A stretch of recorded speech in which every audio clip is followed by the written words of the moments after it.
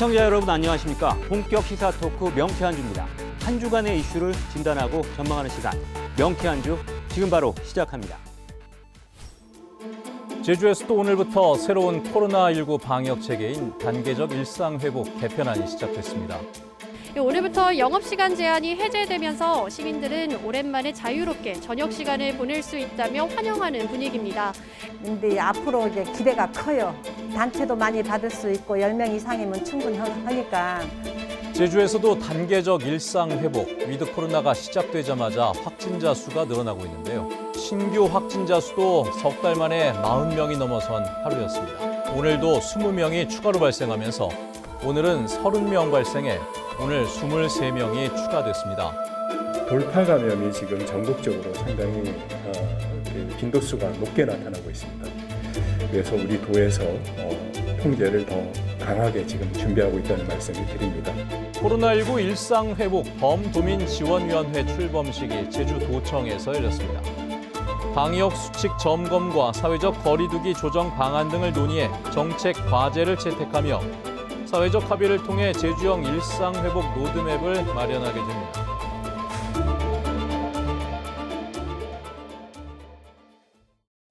네, 지난 2년은 코로나19로 인한 위기의 연속이었죠. 코로나19는 경제, 사회, 문화, 교육 등 거의 모든 분야에 영향을 미치면서 우리의 삶을 뒤흔들어 놨습니다. 확산세와 영향력 여전히 진행형인데요. 오늘은 코로나19를 안고 살아가야 하는 위드 코로나 시대를 앞두고 단계적 일상 회복이 가능할 것인지 네 분의 패널과 함께 이야기 나눠보겠습니다. 예, 양순철 제주도 방역대응과장 나오셨습니다. 김한국 제주도의회 의원 나오셨습니다. 네, 반갑습니다. 박형근 제주대학교 의학전문대학원 교수님 나오셨습니다. 예, 김남진 제주도 관광협회 본부장 나오셨습니다. 네, 안녕하십니까. 일상 회복에 대한 기대감을 안고 지난 11월 1일부터 단계적 일상 회복이 시행됐는데요. 아직 뭐 한 달이 채 되지 않았습니다만 이전과 비교할 때 생활의 변화를 느끼시는지 어떻습니까? 과장님 뭐 그동안 한 달 정도 지났는데 어떤 뭐 개인적으로도 변화가 좀 있었습니까? 제 개인적으로는 이제 방역 부서에 소속되어 있기 때문에 단계적 일상 회복으로 인해서 이제 마음이 놓이기보다는 오히려 이제 확진자가 급증을 했을 때 이제 어떻게 대응해야 될 것인가에 대해서 오히려 더 고민을 하게 되고 그리고 더 경각심을 갖게 되는 것 같습니다. 그리고 이제 뭐 주변 분들 말씀을 들어보면은 이제 단계적 일상 회복 이후에 뭐 이제 사적 모임도 늘어나고 뭐 소상공인이나 자영업자 분들의 매출도 이제 많이 회복되고 있다는 그런 말씀들을 많이 들었습니다. 김한국 의원님 어떠신가요? 저는 개인적으로 도민들께 굉장히 죄송한 마음을 갖고 있는 게 지난 1년 10개월여 동안 우리 도민의 개인적인 활동, 통제가 되고 여러 가지 정이 많이 없어진 그런 1년이 아닌가 싶습니다. 그래서 이따 다시 말씀은 드리겠지만 일상회복이 빨리 돼서 우리 도민들이 하루빨리 정상적인 생활이 됐으면 하는 그런 생각입니다. 예. 박형균 교수님은 뭐 개인적으로 어떤 변화가 있으셨어요? 네, 저도 뭐 직원들이랑 그동안 못했던 회식도 하고 그러세요? 모임도 갖고 그러고 달라진 분위기는 느끼고 있습니다만은 마음 한구석에서는 이게 지금 확진자 수가 어떻게 될 것이냐에 대해서 이제 사실은 노심초사하면서 지내고 있습니다. 김남진 본부장님은 또 나름 관광업계에 계시니까 바빠지셨을 것 같다는 생각도 드는데 어떠신가요? 네, 이제 업계들이 좀 활기를 띠는 모습이 굉장히 좋았고요, 일단은. 그다음에 저 개인적으로는 친구들이나 지인들을 만날 때 조금은 좀 부담이 좀 덜한 그런 상황이 됐고요. 이런 과정들이 그전과는 정말 다르게 정말 좀 좋은 것 같습니다. 뭐 그동안 여러 가지 뭐 일상의 변화가 있었다는 말씀 들어봤는데요. 자, 단계적 일상 회복 시작된 지가 이제 한 달 정도 가까이 되고 있는데 그동안 사회적 거리두기가 많이 완화가 됐잖아요. 그래서 한 달 동안 시행해 봤더니 제주 지역에서는 어느 정도 뭐 순항을 하고 있는 것인지 현재 방역 당국에서 어떻게 평가하고 계신지 먼저 말씀해 주시죠. 예, 그 단계적 일상 회복으로 인해서 이제 이동량이 많아지고 그리고 이제 1차 개편을 통해서 이제 생업시설 영업시간 제한 해제 등과 같이 이제 방역 수칙이 이제 완화가 되다 보니까 확진자 수가 이제 많이 증가하고 있습니다. 그래서 이제 11월 1일부터 이제 어제 22일까지 이제 도내 확진자가 이제 391명 발생을 하였는데 이는 이제 지난 9월에 272명이나 10월에 218명을 이미 훨씬 뛰어넘은 이제 수치를 이제 기록을 하고 있습니다. 이제 최근에는 이제 초등학교, 이제 고등학교, 요양병원 등을 중심으로 해서 이제 집단 감염이 발생하다 보니까 이제 많은 그런 우려의 목소리도 이제 나오고 있는 상황인데요.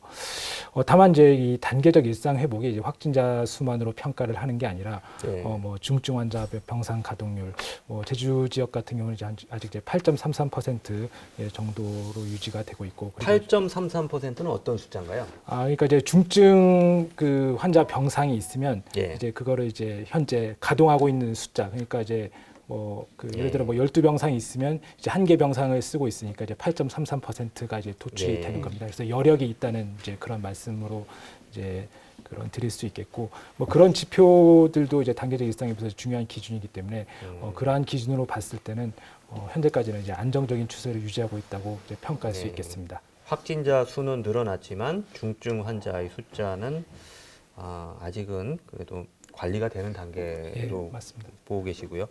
그런데 의료계에서는 아무래도 지금 확진자 수가 늘어나다 보니까 좀 긴장하고 계실 것 같아요. 의료계에서는 현재 그 단계적 그 일상 회복 이후의 상황 어떻게 지금 보고 계신가요? 제주도는 아직은 여유가 좀 있다고 말씀드릴 수 있을 것 같습니다. 예. 제주도는 그러니까 과장님 말씀하셨듯이 그 중증 병상에 여유가 있는 상황이어서 지금 제주도는 그렇게 지금 당장의 시급함을 느끼지는 않는 상황이라고 말씀드릴 수 있겠는데, 문제는 서울과 수도권에서 지금 굉장히 그 환자가 많이 늘어나고 있고, 그렇죠. 그다음에 중증 병상에 지금 여유가 없는 상황이어서 지난 한 주간 위중증 환자 수는 평균 503명을 오르내리며 정부가 현재 의료 체계 내에서 관리할 수 있다고 한 500명 선을 넘었습니다. 위중증 환자의 증가로 병상도 빠르게 차고 있습니다. 중환자 병상 가동률은 서울 82.9%, 경기 80.2% 등 수도권 전체의 81.5%를 기록하며 처음으로 80% 선을 넘어섰습니다. 수도권의 병상이 부족할 경우 가까운 비수도권 병상을 이용한다지만 대전과 충남 등 수도권과 가까운 지역의 병상 가동률도 60%대까지 올랐습니다. 이제 그 여파가 제주도에 언제 어떻게 미칠지에 대해서 지금 촉각을 곤두세우고 있다, 이렇게 이해를 해주시면 될 것 같고요. 또 하나 이 대목에서 좀 말씀드리고 싶은 거는, 작년에 이제 11월 말 무렵에도 그렇게 환자가 많지 않았는데 예상치 못하게 12월 중순 접어들면서 이제 그 환자가 제주도에도 굉장히 빠르게 늘어났던 사례가 있거든요. 그래서 이제 앞으로 한 달 후, 그리고 이제 본격적인 겨울이 다가왔을 때 환자 발생 양상이 어떻게 될 것인지에 대해서 사실은 좀 걱정하면서 지켜보고 있다, 이렇게 말씀드릴 수 있을 것 같습니다. 지금 단계적 일상 회복 시작되면서 먼저 가장 눈에 띄는 건 관광객이 늘어났다는 거거든요. 지금 하루에 한 4만 명 이상 들어오다 보니까 항공권 구하기가 힘들 정도라고 하는데, 관광업계에서는 현재 그 단계적 일상 회복의 효과 어느 정도 지금 체감하고 계신지 말씀해 주시죠. 네, 그 정량적 수치로 잠깐 이렇게 말씀드리면, 그 최근에 항공기가 한 245편이 하루에 들어옵니다. 그리고 탑승률도 무려 96%에 이르고요.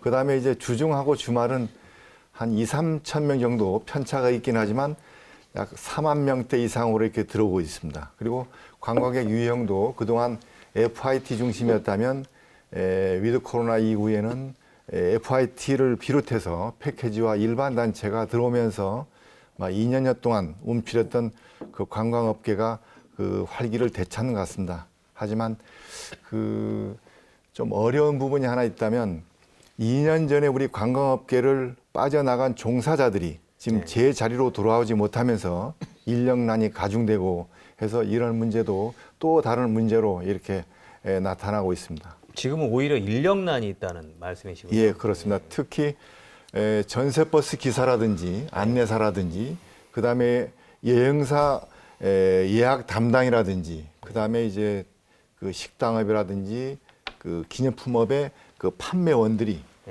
자리로 돌아오지 못한 그런 상황이 되겠습니다. 워낙 타격이 커서 회복되는 데는 좀 시간이 필요한 것 같고요. 그럼 요약해 보면은 단계적 일상 회복으로 인해서 두 가지 측면이 엇갈리는 것 같아요. 확진자 수가 다시 늘어나서 불안한 면도 있고, 또 한편으로는 또 관광객이 늘어나서 업계에서는 환영하고 있는데, 김한국 의원님께서는 뭐 지난 한 달 동안의 상황 어떻게 지켜보셨는지?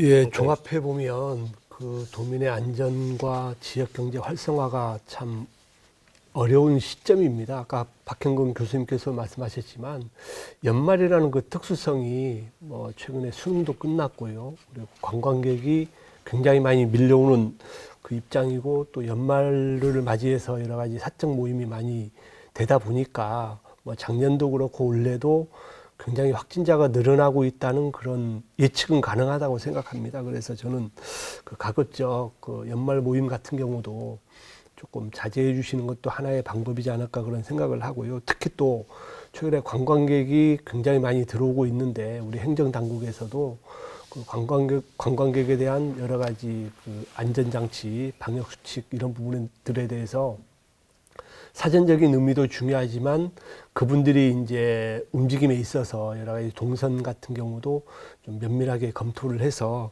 뭐 특히 우리 제주도민들이 가장 우려하는 게 도민들이 그 코로나 감염되는 것보다 외부 요인이 좀 크기 때문에 여러 가지 조치를 취할 수 있는 부분은 최대한 취해야 된다고 생각합니다. 자, 그렇다면 현재 가장 관심이 가는 부분이 일상 회복 1단계에서 과연 2단계로 갈 수 있을지가 지금 최대 관심사입니다. 당초에는 4주간 1단계를 시행하고 2주간 평가를 해서 총 6주를 지켜본 뒤에 12월 중순이죠. 12월 13일부터 일상 회복 2단계로 간다는 계획이었거든요. 그런데 최근에 확진자가 다시 늘어나면서 과연 단계적 일상 회복 2단계로 갈 수 있을지 뭐 우려하는 목소리들도 있는데, 그 박형근 교수님은 어떻게 현재 상황에서 다음 단계로 넘어가는 게 가능하다고 보시나요? 단도직입적으로 여쭤본다면. 12월 13일은 좀 어렵지 않을까라는 생각을 갖고 어렵다고요? 있고요. 이게 가능하려면 지금 코로나19에 감염돼서 산소 보조 치료를 받으셔야 되는 분들이 치료를 받을 수 있는 병상과 인력이 부족합니다. 근데 이 부분이 이제 충분히 확보가 돼 있어야 우리가 단계적 일상회복 1단계도 더 지속을 올겨울에 할 수 있는데, 서울, 경기, 인천을 제외한 다른 지역은 여유가 좀 있는데요. 사람들이 가장 많이 사는 대한민국 국민의 절반이 몰려있는 수도권에서 지금 여유가 없어서 이걸 지금 지속하지 못하는 상황이 올 수 있다라고 하는 문제에 직면해 있거든요. 근데 이제 문제는 의료시설이나 병실이나 인력이 하루아침에 바로 나올 수 있는 부분이 아니기 때문에 이제 그 부분을 어떻게 보완할 것이냐에 대해서 국가적으로 좀 시급한 결정과 집행이 좀 필요하다고 생각을 하고, 또 하나 좀 고려를 해 주셔야 되는 게, 방역 현장에서 일선에서 고생하셨던 분들이 지금 2년째 이제 계속 그걸 하고 계신데, 그렇죠. 그분들이 이제 사실 한계 상황에 다다라 있으시거든요. 이미 지난 지가 오래입니다. 이미 오래고요. 근데 이제 그 부분의 인력 보강이 지금 사실은 시급합니다. 시급해서 저는 우리가 일상회복, 단계적 일상회복을, 그리고 그동안은 사실은 소상공업, 이 영세 자영업 하시는 분들한테 피해가 집중됐던 문제를, 이 부분을 좀 개선하려면 좀 국가적으로 그리고 사회적으로 보다 더 적극적이고, 그리고 과거에 하지 못했던 좀 인력의 보강이라든지 시설, 그리고 관련 인력에 대한 대대적인 좀 투자가 전제가 되어야 우리가 단계적 일상 회복을 이야기할 수 있는 게 아닌가, 이런 생각을 갖고 있습니다. 뭐 김한국 의원님은 지금 현재 1단계만 해도 지금 자영업자들은 많이 도움이 됐다고 이야기를 하는데, 과연 2단계로 가야 될 것인지, 물론 저희가 뭐 판단하기는 좀 어려운 문제이긴 합니다만 정부 차원에서 이제 결정이 있을 것이고 지자체에서 뭐 의견을 제시할 것으로 알고 있는데요. 지금 현재 상황에서는 어떻게 보이신가요?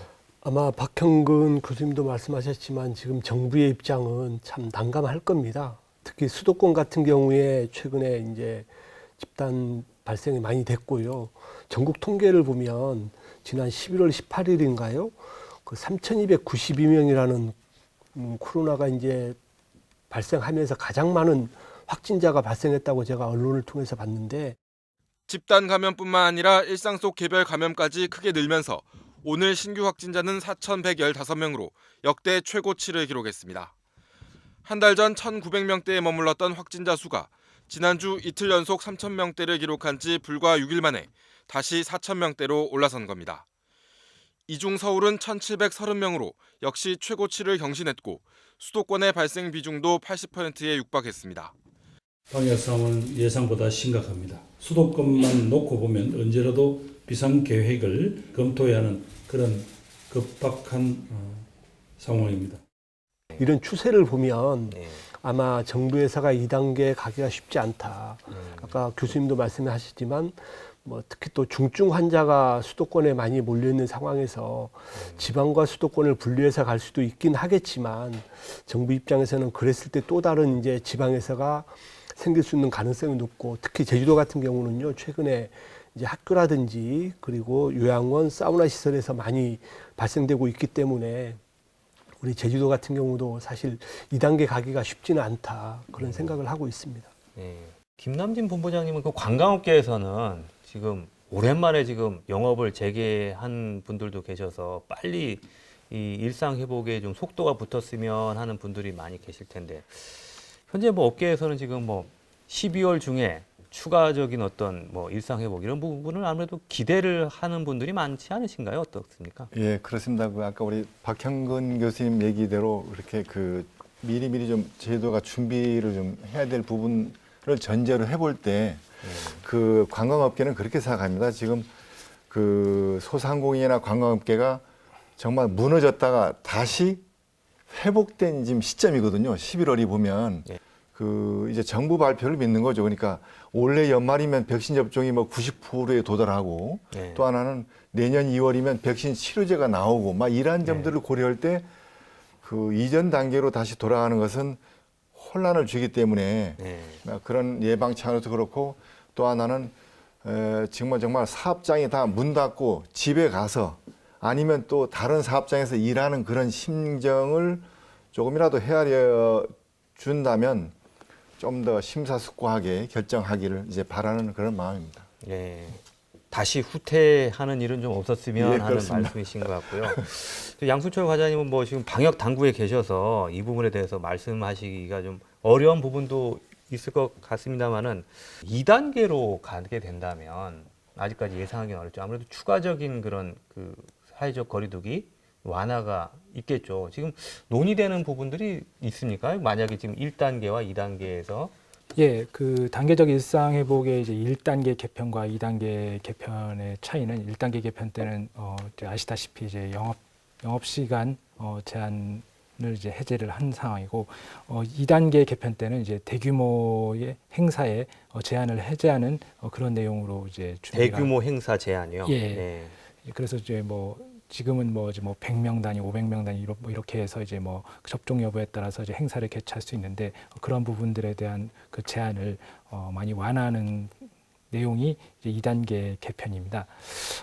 근데 이제 지금 어쨌든 2단계로 갈 수 있는가 이 부분에 관해서는 이 단계적 일상 회복이 이제 전국 단위로 이제 진행이 되기 때문에 전국적인 어떤 위험도 그 평가를 이제 봐야 되지 않나 그렇게 생각이 됩니다.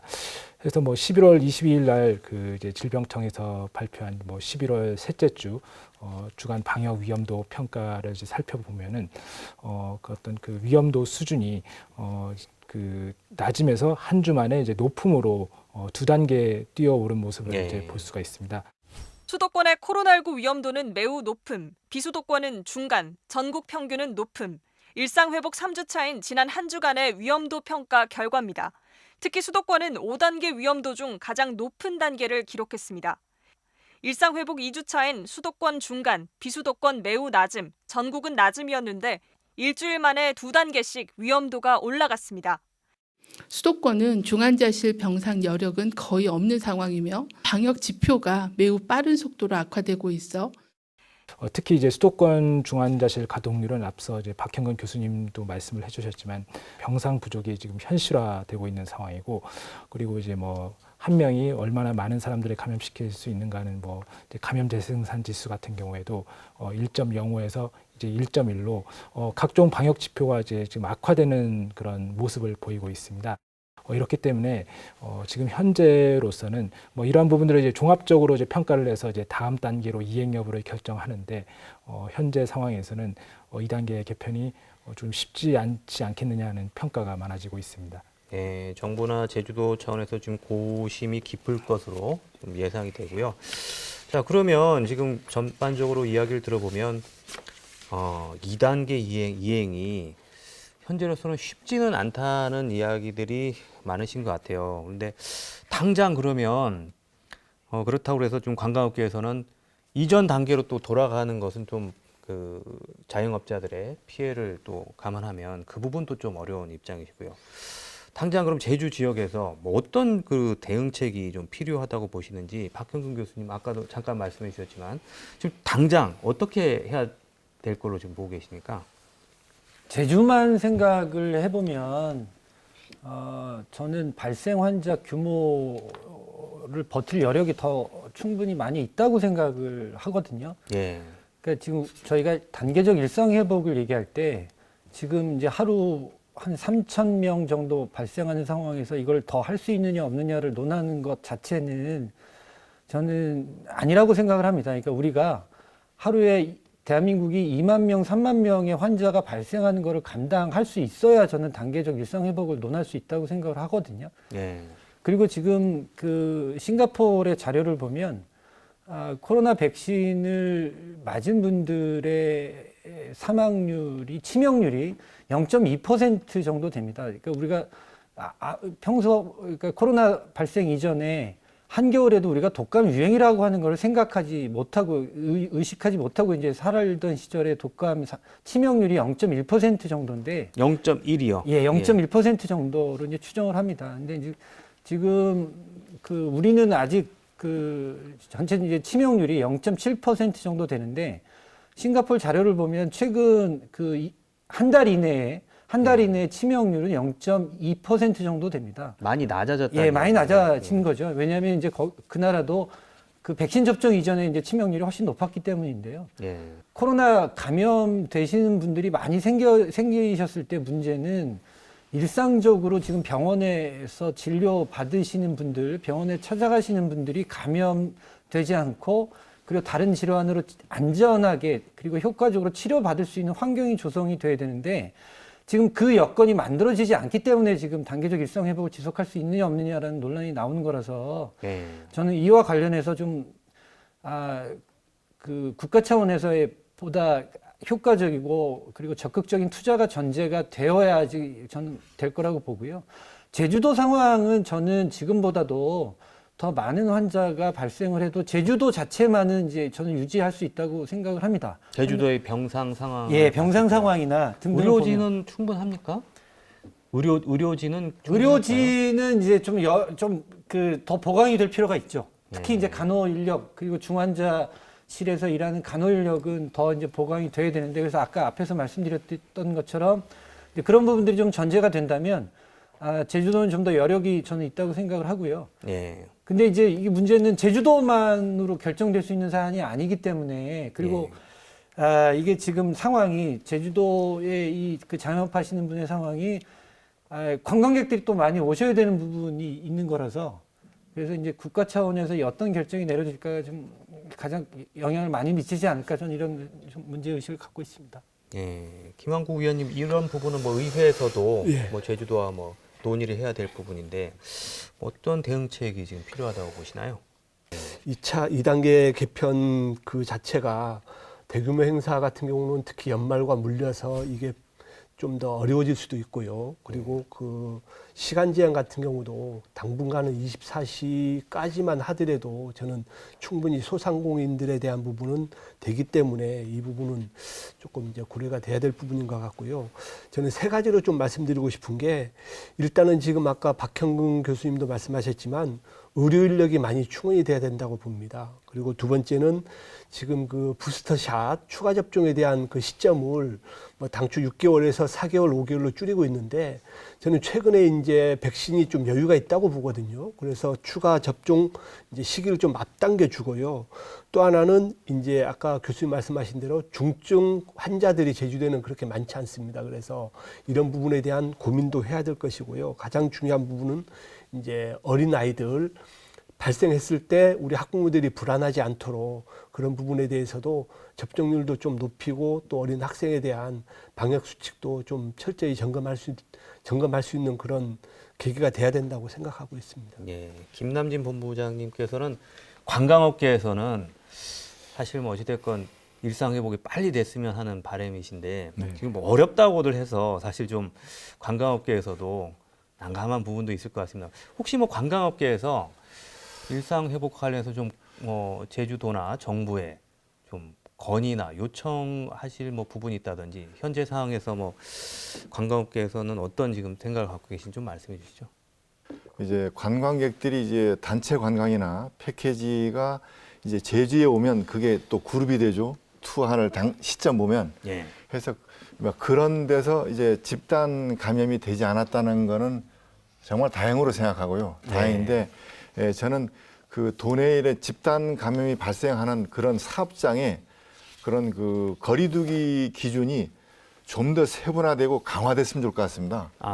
예, 가령 우리가 목욕탕을 간다든지 이럴 때 보면 좀 그 안에서는 너무 좀 자율성이 너무 이렇게 확대된 걸 좀 느끼는 때가 많았었습니다. 그래서 오히려 그런 부분은 우리가 지금까지 해오지 못했던 그런 부분이지만 조금 더 그 도민들이 자율적으로 실천할 수 있도록 그렇게 해주면 좋을 것 같고요. 그다음에 또 한 가지는 그 우리 관광사업체를 전체로 이렇게 보는 것보다도 이제 업종별로 위험도가 높고 낮은 그런 업종들이 있거든요. 그래서 그런 업종별로 우리가 자율 방역이 아닌 정말 책임 방역을 하도록 그것 또한 그 기준을 조금 더 강화하는 쪽으로 해서 또 안 될 때는 페널티를 좀 적용하면서 해야 그 정부나 도와 이제 관광업계 같이 맞물려 갈 수 있지 않느냐 하는 그런 바람을 가져봅니다. 혹시 뭐 어렵지만 이 부분은 좀 풀어줬으면 좋겠다 하는 그런 부분은 없습니까?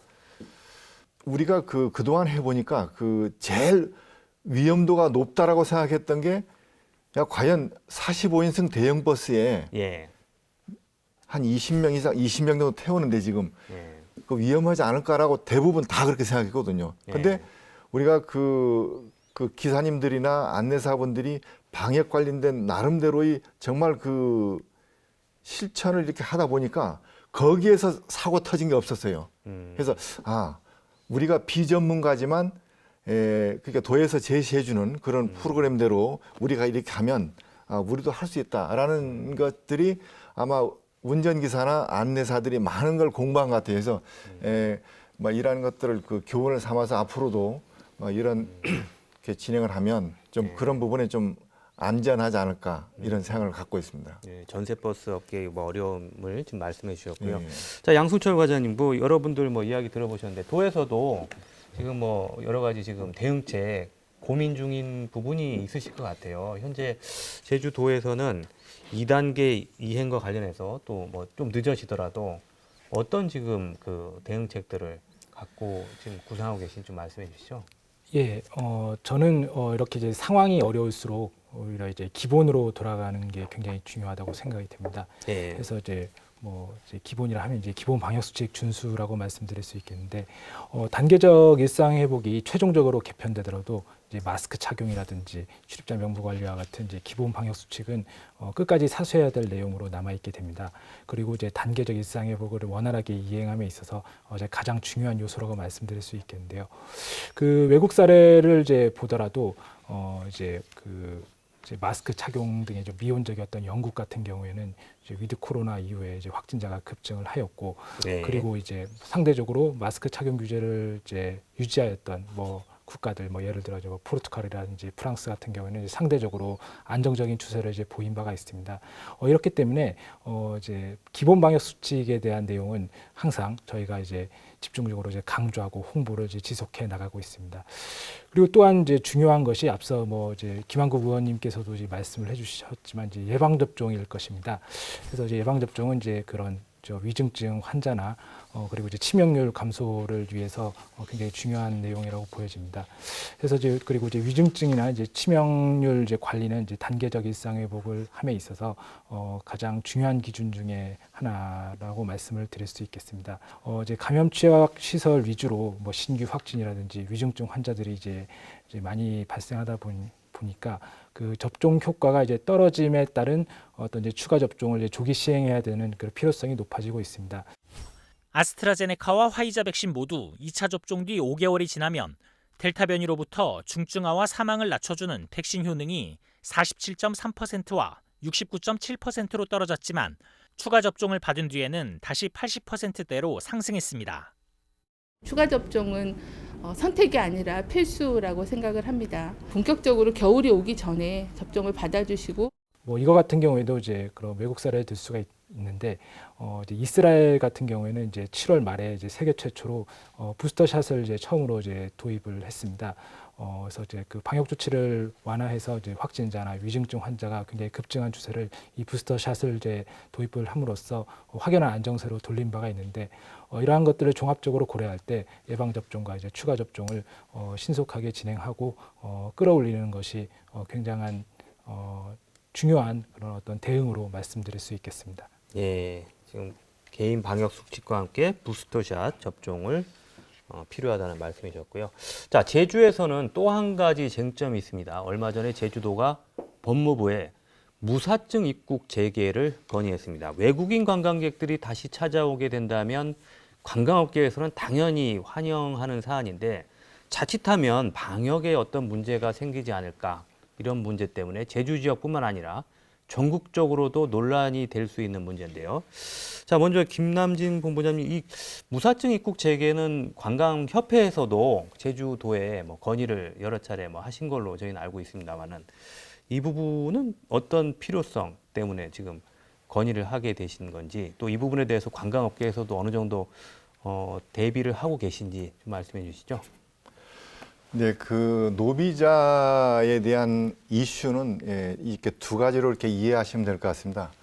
최근에 그 도에서 법무부로 건의한 내용은 제주 무사증의 영향을 받는 그 동남아 지역 국가들이 격리 면제 대상 국가로 지정이 됐을 경우에 우리 제주도가 현재 일시 중단된 무사증을 풀어달라는 것이고요. 그다음에 두 번째 이슈는 그 제주도지사에게 무사증 입국 그 고시 변경 요청 권한을 새로 신설하는 겁니다. 제도 개선 사항으로. 그래서 지난 11월 9일 날 이제 국무회의를 통과해서 이제 국회 상임위로 이제 올라가서 논의가 될 건데 굉장히 그는 이제 긍정적으로 생각합니다. 왜냐하면 그 자체가 이제 7단계 제도 개선이 총리실로 올라가서 관계부처가 협의가 끝났다는 거거든요. 국무회의에 통과됐다는 건 이제 수용 결정이 나서 그거는 변경 요청 권한이 가급적이면 좀 가능한 한 좀 될 것 같다는 그런 생각이 좀 들고요. 외국인들이 이제 들어오게 되면 방역 문제는 걱정을 안 하셔도 될 것 같습니다. 왜냐하면 지금 우리 도 관광 파트에서 오랜 시간 동안 트래블 버블에 대한 논의를 많이 했습니다. 연구도 많이 했고 또 정부하고도 협의했고, 그건 뭐냐면 트래블 버블이라고 하는 것은 그 우리가 그 거품이란 그 버블 속에 정말 방역이 확실히 된 부분만 외국인들을 안내하겠다는 거거든요. 관광을 시키겠다는 거거든요. 그래서 그 부분은 잘 될 것으로 생각을 하고요. 그다음에 또 한 가지 지금 우리가 그 도와 의논하고 있는 부분은 제주형 안심 여행 상품을 만들어서 그 외국인을 유치해보자. 그건 뭐냐면 외국인도 막 처음 1단계부터 크루즈로 들어오는 게 아니고 전 세계로 이렇게 부분적으로 분산해서 들어오면서 또 입국에서 출국까지 방역 책임자를 동반시킵니다. 그리고 코로나19 안심 보험도 가입을 하도록 해서 막 이런 것들이 우리가 그 착실하게 추진이 된다면 우리 도민들이 우려하지 않아도 되겠고요. 그다음에 특히 이제 우리 도에 우리 김한국 의원님도 계시지만 이제 우리 문광위나 우리 제주도에서가 그런 부분들은 정말 꼼꼼히 챙기면서 잘 이렇게 진행되는 것 같습니다. 네. 예. 박형근 교수님 생각은 어떠신가요? 이 외국인 그 출입국 문제가 사실 코로나 초기부터 사회적으로 논란이 많았던 문제거든요. 그 무사증 입국, 뭐 당장은 아닙니다만은 내년부터를 지금 목표로 하고 있습니다. 이분은 어떻게 생각하십니까? 방역이라고 하는 관점에서 보면 이미 이제 저는 백신 패스라든지 아니면은 제주도에 들어오셨을 때 PCR 검사를 하시거나 직후에 하시거나 아니면 예를 들어서 뭐 48시간 이전에 검사한 결과 기록이 있다라고 했을 때 자가격리를 면제한다든가 아니면 일정한 자가격리 기간을 두고 PCR 검사를 한다든가 저는 이제 방역 수단과 조치는 그동안에 입증된 절차가 있다고 생각을 합니다. 그래서 충분히 저는 그 외국인 분들이 관광객으로 제주도에 입도하시는 거를 그렇게 염려할 상황은 아닌데 하나 지금 우려되는 거는 백신을 접종하고 나서 맞는 첫 번째 겨울이 지금 다가오고 있거든요. 그래서 지금 말씀하셨듯이 내년부터인데 저는 좀 꽃이 피고 좀 따뜻해지는 봄이 되고 나서 봄 이후로요. 예, 봄 이후에 그리고 올 겨울에 그 환자 발생 상황과 그 다음에 이제 여러 가지 지금 백신의 효과 뭐 등등 이걸 다 좀 검증을 해보고 나서 봄 이후에 좀 본격적으로 논의를 하시면 어떨까라고 하는 저는 개인적인 생각을 갖고 있습니다. 예, 아무래도 좀 조심스러운 입장이시고요. 뭐 김한국 의원님은 도의회로도 이런 그 일종의 뭐 민원이라고 해야 되나요? 요청을 하시는 분들이 꽤 많이 계시죠. 어떻게 지금 생각하고 계시나요? 사실 무사증 입국과 관련해서는 이제 신중해야 될 필요가 있다고 봅니다. 왜냐하면 지금 정서적으로도 그렇고 우리 도민들이 받아들이기가 아직은 쉽지 않습니다. 그래서 그 전제 조건이 뭐냐면 아까 교수님도 잘 말씀해 주셨는데 그 72시간 이내에 PCR 검사를 완료하신 분들이 지금 들어오게 돼 있거든요. 그리고 제주도 내에서 다시 뭐 일정 기간 격리 내지는 PCR 검사를 한 이후에 이게 음성으로 나왔을 때 이제 할 수 있도록 그런 하는 제도적인 부분이 있고요. 또 하나는 이제 그분들이 제주도 왔을 때 여러 가지 그 절차가 있을 겁니다. 특히 제주도 같은 경우는 이제 그 내년부터 그 국제선이 개방이 되거든요. 항공 노선이. 그래서 이런 부분까지 생각했을 때는 저도 교수님하고 같은 생각을 하는 게 좀 이르지 않나 그런 생각을 하고요. 또 만약에 그게 이제 반영이 된다고 했을 때는 철저한 방역 수칙과 그리고 지도 점검이 필요할 것이다. 특히 또 아까 그 관광객과 관련해서 특히 전세버스 부분 말씀해 주셨는데 저는 이 부분만 잠깐 좀 말씀드리겠습니다. 지금 현재 1차 개편 시에도 그 PCR 검사를 받고 이제 2차 접종까지 하신 분들은 인원 제한이 없습니다.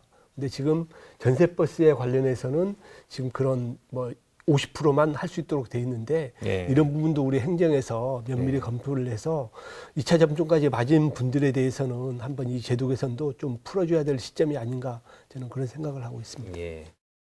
자, 양순철 과장님 지금 그 제주도에서는 일단 무사증 입국 재개를 뭐 요청을 한 상황인데 이것도 뭐 부서별로 좀 뭐 의견은 다를 수도 있고 입장은 다를 수 있을 것 같아요. 뭐 관광 부분과 또 방역 부분에서. 근데 방역 그 담당하는 부서에서는 또 무사증 입국 재개되면 나름 또 준비해야 될 부분도 있을 것 같고 이 부분은 앞으로 좀 어떻게 준비를 해 나가실 계획이신가요?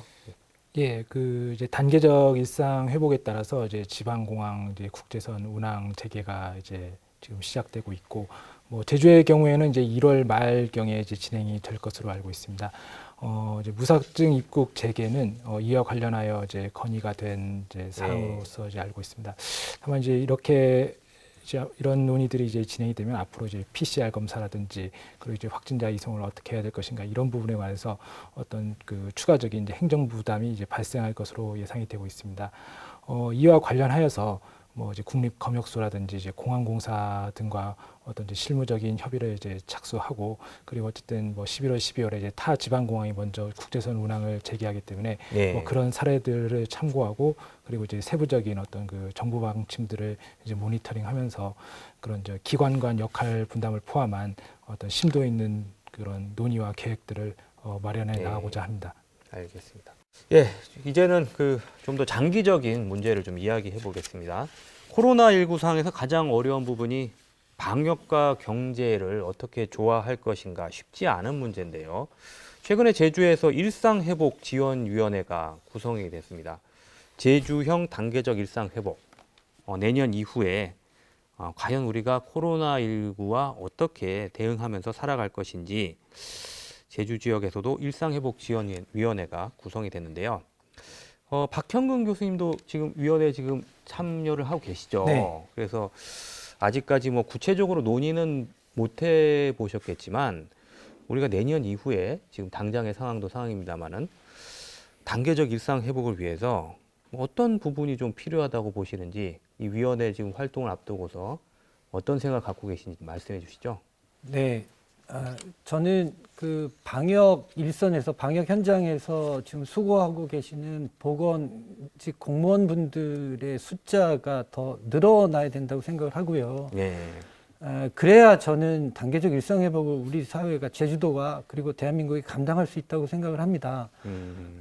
이제 정부 차원에서도 지금 보건소 방역 인력 그 공무원분들 늘리려고 지금 논의와 준비를 하고 계신 걸로 알고 있습니다. 예.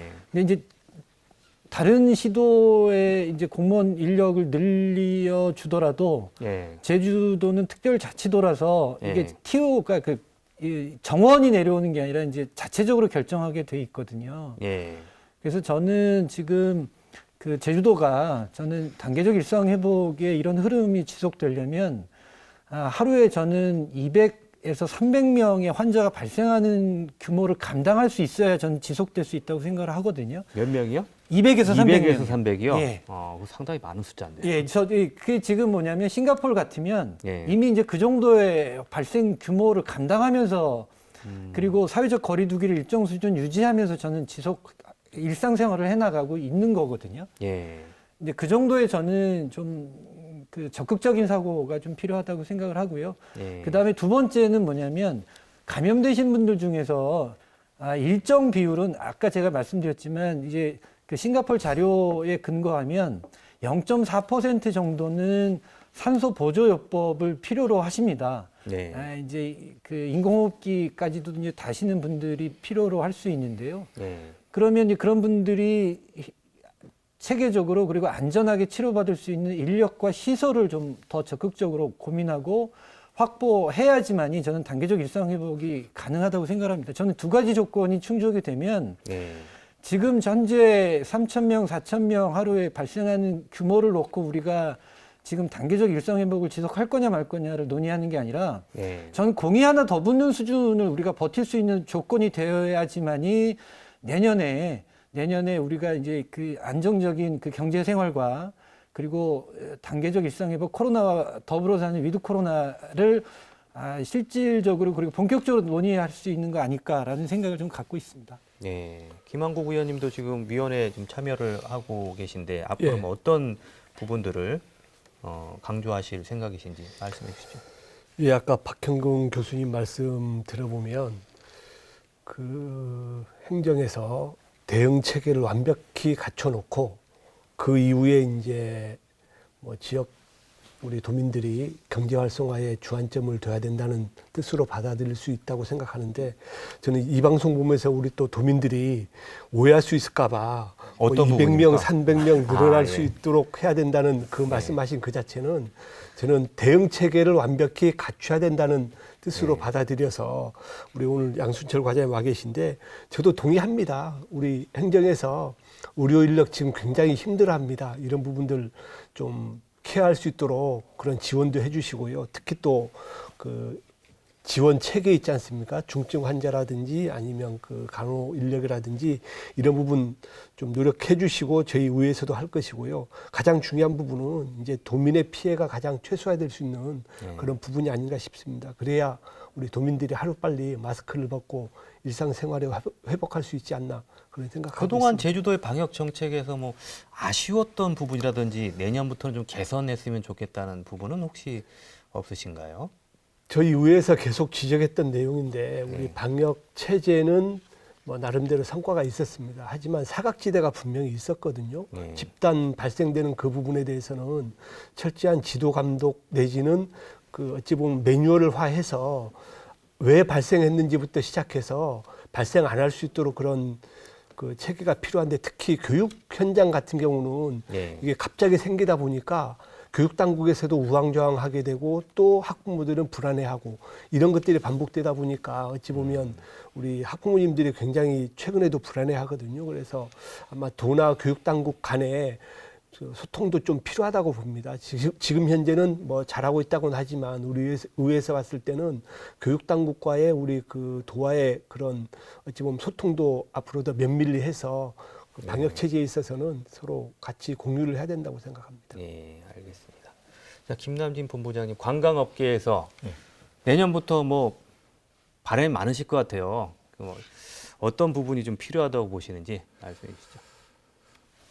저도 이제 그 일상회복위원회에서 이제 관광분과로 활동을 할 건데요. 우리 도민들이 이제 잘 모르는 부분이 아마 있을 겁니다. 그 뭐냐면 우리가 일상회복으로 바로 가서 영업이 가능한 업종이 있고 6개월 이후에야 시작되는 업종이 있습니다. 가령 외국인이 들어온다고 가정을 하면 국제 파트 여행사인 경우는 한 6개월 정도는 준비를 해야 됩니다. 관광 호텔은 바로 풀리면 바로 투숙이 가능하지만 상품을 만들고 항공기를 예약하고 홍보를 하고 난 이후에 한 6개월 이후에 이렇게 외국인을 받을 수 있듯이 막 그러한 업체들이 지난번 그 중소벤처기업부에서 추진했던 그 손실 보상금에서 제외됐거든요. 해서 지난 27일부터 접수를 받고 있는데 다음 회기 때부터는 이러한 부분들을 좀 고려를 해서 포함이 됐으면 좋겠다 하는 그런 생각을 갖고요. 또 한 가지는 아까 그 처음 우리 토론 시작할 때 얘기 잠깐 드렸던 그런 그 관광사업체의 인력난을 어떻게 충족을 시켜줄 것인가, 그렇게 이런 생각을 듭니다. 인력난은 지금 어떤 이유 때문인가요? 이분들이 지금 관광업계의 회복에 대해서 아직까지 완전한 확신을 못 가지신 바로 그렇습니다. 그런 단계가 되면 해소가 되겠지만 그 이전에는 조금 그런 생각들로 많은 것 같습니다. 그리고 또 한 가지는 저희들이 자율적으로 이제 프로그램을 좀 만들어야 될 건데요. 그 관광객과 사업자 간의 접촉을 어떻게 그 빈도수를 낮출 것인가. 그다음에 관광객과 관광객이 접촉 빈도를 어떤 프로그램을 적용하면 좀 낮출 수 있는가에 대한 고민은 어떻든 저에게도 있는 것 같습니다. 그래서 그런 부분들은 우리가 조금 연구를 좀 더 깊이 해서 했으면 좋을 것 같습니다. 예를 들면 우리가 아주 작은 식당이지만 출입구를 이렇게 분리해서 한다든지, 그다음에 그 손님에게 서빙되는 음식을 접촉을 하지 않고 어떻게 최소화할 것인지, 그다음에 손님들이 음식값을 지불하는데 그 비용을 지불할 때 접촉을 어떻게 해서 피하는 방법들이 아마 이런 포스를 좀 개선한다든지 이런 것들이 있을 겁니다. 그래서 그런 부분들은 어쨌든 우리 관광 파트와 의논하면서 조금씩 개선하도록 그렇게 노력을 해 나갈 그런 생각입니다. 자, 마지막으로 양순철 과장님 말씀해 주시죠. 그 단계적 일상 회복은 이제 방역 의료에만 이제 국한된 문제가 아니라 이제 도민 사회 전반에 걸쳐 이제 진행되는 사안이라고 말씀드릴 수 있겠습니다. 그러기에 이제 일상 회복 지원단과 이제 지원위원회도 이제 4개 분과로 이제 구성이 되어 있습니다. 이제 뭐 경제, 민생, 문화, 관광, 그리고 이제 사회 안전, 방역 의료, 이렇게 4개 분과로 이렇게 구성이 되어 있는데, 제가 생각했을 때 이제 뭐 제주형 단계적 일상 회복의 이제 방점은 이러한 이제 각 분야의 이제 균형과, 그리고 이제 그동안 이제 소외된 계층에 대한 이제 포용성, 여기 두 부분에 이제 방점이 맞춰져야 되지 않을까 이제 생각이 듭니다. 뭐 그동안에는 이제 코로나19로 인해서 의료 방역이 좀 선순위에 있었다면 앞으로는 이런 각 분야 간의 이제 균형을 서서히 맞춰 나가야 될 것이고, 그동안 이제 뭐 코로나19에 가려져서 이제 목소리를 낼 수 없었던 소외된 계층을 이제 보살피는 그러한 점에 초점이 맞춰져야 하지 않을까 이제 생각이 듭니다. 이러한 점을 기준으로 해서 다양한 정책화 노력이 추진되어야 할 것으로 생각합니다. 네, 오늘 이야기는 여기서 마무리하겠습니다. 네 분 말씀 감사합니다. 네, 코로나19라는 긴 터널 아직도 끝은 보이지 않습니다. 단계적 일상 회복도 첫 발은 내딛었지만 아직도 모든 것이 불투명하고 불확실해 보입니다.